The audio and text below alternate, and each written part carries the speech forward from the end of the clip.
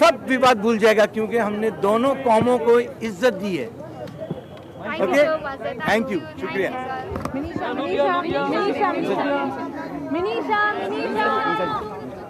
Hi.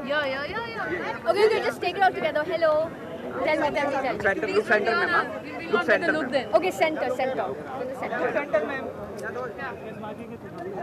Okay, start. Okay. Minissha, how many expectations from Jodhaa Akbar? We've not had a historical in a long time, and what I'm really happy and I'm really proud to come and watch a film that is an epic historical. It's it's an epic love story.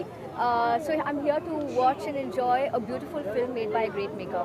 Okay, Minissha, this is the time when hip-hop, remix and all this is going on. And Jodhaa Akbar is an ethnic movie. Do you feel this movie is going to work?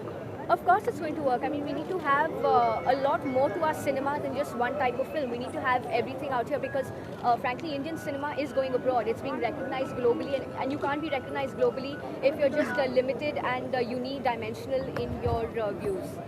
Thanks so much, guys. Minissha.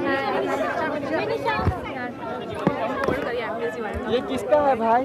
अरे ये भी